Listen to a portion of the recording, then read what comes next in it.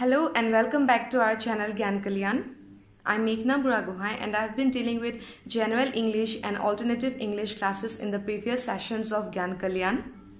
Today we are going to start with the second part of Indigo. So let's start.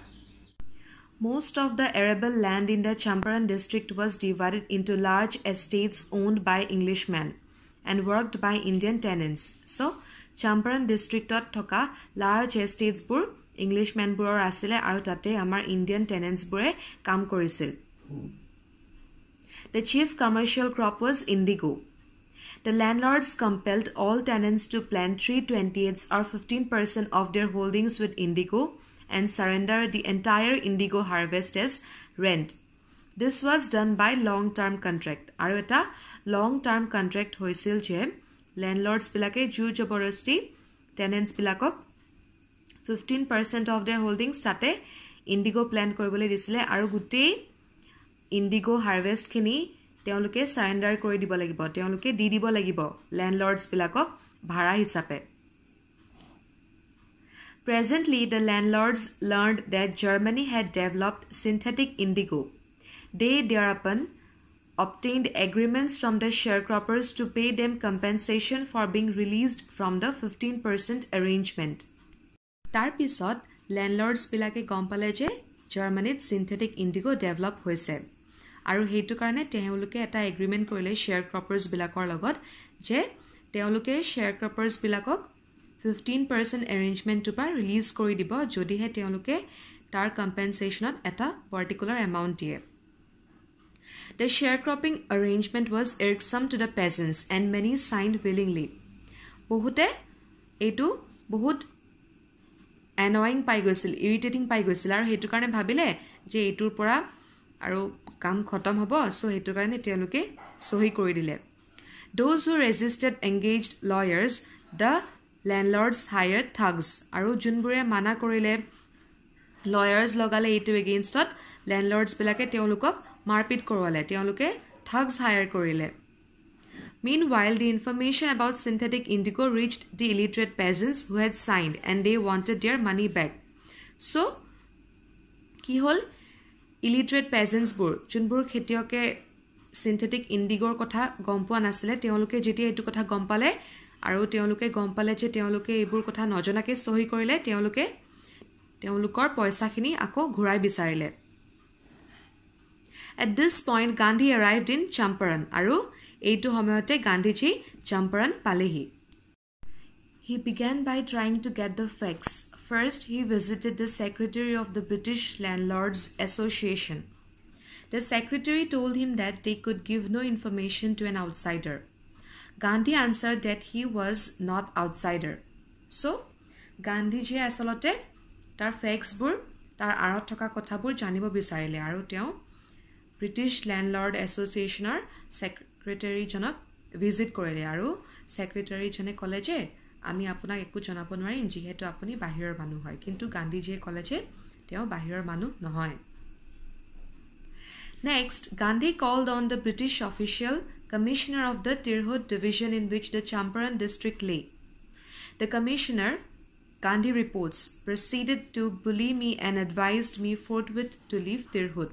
So, Gandhi ji tar pisot British official commissioner janok log koribo chesta korile aru tar pisot Gandhi ji kole je British officer jane teok bahut bully korile aru teok advice korile je teo yar pora gusi jabo lage eburor majot humaboloi teor eku dorkar nai.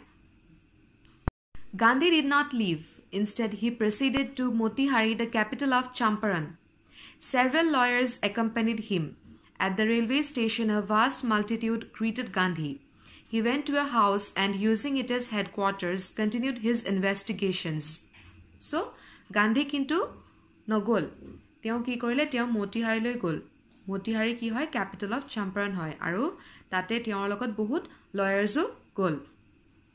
Tar pisot railway stationot Gandhijik bahut manuhe greet korile aru teo tar pisot ki korile eta ghoroloi gol aru hetu headquarter hisabe use korile teo aru tate bahut investigation korile ki asile case tu aru তাৰ আৰত কি কথা আছে হেবিলাক সব তেওঁ ভালদৰে investigate কৰিলে A report came in that a peasant had been maltreated in a nearby village তাৰ পিছত তেওঁ এটা ৰিপৰ্ট পালে যে ওচৰৰ গাঁও এখনত peasant এজনক খেতিয়ক এজনক বহুত বেয়াকে ট্ৰিট কৰিছে টৰ্চাৰ কৰিছে Gandhi decided to go and see so Gandhi decide কৰিলে যে তেওঁ গৈ পিনে চাব কি হৈ আছে actually Next morning he started out on the back of an elephant He had not proceeded far when the police superintendent's messenger overtook him and ordered him to return to town in his carriage.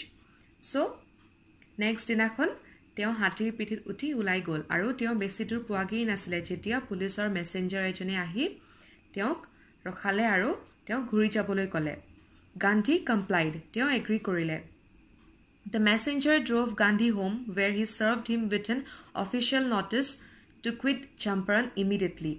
তাৰ পিছত মেসেঞ্জাৰ জনে গান্ধীজীক লৈ গল আৰু তেওঁক এখন official notice দিলে যে তেওঁ গান্ধীজী এতিয়াই Champaran এৰি গুচি যাব লাগিব Gandhi signed a receipt for the notice and wrote on it that he would disobey the order. তাৰ পিছত গান্ধীজীয়ে সহি মাৰি ক'লে যে তেওঁ এইটো অৰ্ডাৰ নামানে In consequence, Gandhi received a summons to appear in court the next day. আৰু তাৰ বিনিময়ত কি হল গান্ধীজীয়ে এখন কোৰ্টৰ পৰা সামানিং পালে যে হিয়াৰিং পালে যে তেওঁ নেক্সট দিনাখন কোৰ্টত এপিয়াৰ হ'ব লাগিব All night Gandhi remained awake. He telegraphed Rajendra Prasad to come from Bihar with influential friends. He sent instructions to the ashram. He wired a full report to the viceroy. So গুটেই ৰাতি গান্ধীজী হাৰ পাই থাকিলে আৰু তেওঁ Rajendra প্ৰসাদলৈ Telegram কৰিলে আৰু তেওঁ ক'লে যে বিহাৰৰ পৰা নিজৰ বন্ধুবোৰ আনিবলৈ ক'লে আৰু ইনষ্ট্ৰাকশনছ পঠালে আশ্ৰমলৈ আৰু এটা ফুল ৰিপৰ্ট প্ৰিপেয়াৰ কৰিলে ভাইসৰয়ক দিব কাৰণে Morning found the town of Motihari black with peasants. They did not know Gandhi's record in South Africa. They had merely heard that the Mahatma who wanted to help them was in trouble with the authorities.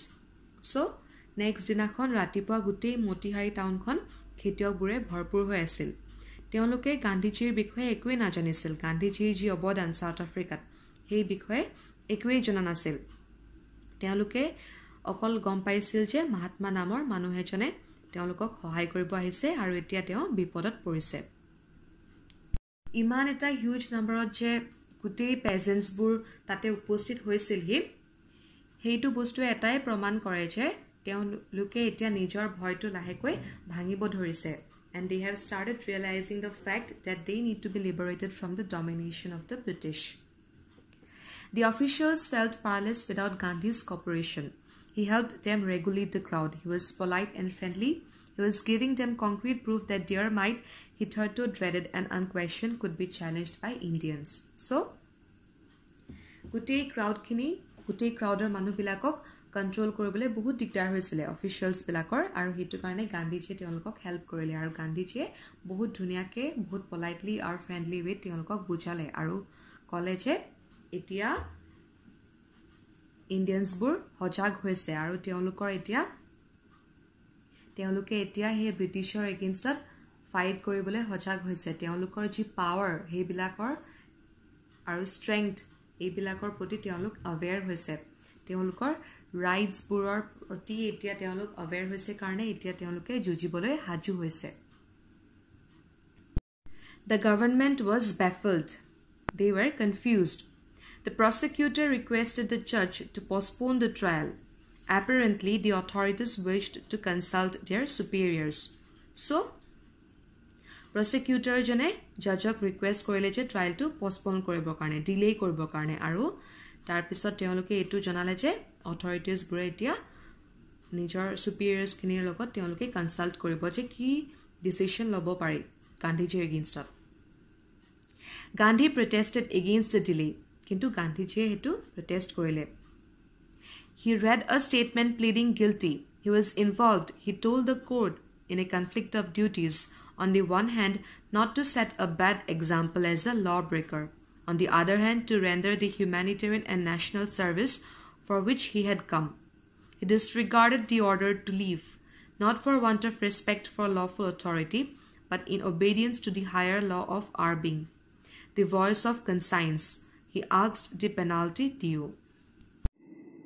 গান্ধীজীয়ে হেতু একেবাৰে মনা নাছিল তেওঁৰ মতে যদি লটো বা যদি ডিসিশন লোৱাটো দেৰি কৰে তেওঁলোকে ডিলে কৰে তেতিয়া they will set a bad example as a lawbreaker আৰু তেওঁ যেটো পাৰপাসৰ কাৰণে আহিছে তেওঁ হেতু পাৰপাস ফুলফিল নকৰাকে কেতিয়াও ঘূৰি না যায় তেওঁ হেই শেয়াৰ ক্ৰপাৰ্স কিনি কাৰণে মাত মাতিবলৈ আহিছে তেওঁলোকৰ হৈ সো হেতু ফুলফিল নকৰাকে তাৰে কিবা এটা ডিসিশন নুলুৱালেকে তেওঁ কেতিয়াও উভতি না যায় The magistrate announced that he would pronounce sentence after a 2-hour recess and asked Gandhi to furnish bail for those 120 minutes. Gandhi refused. The judge released him without bail. So, magistrate jone announce korile je teo 2 ঘণ্টাৰ পিছত decision to কব.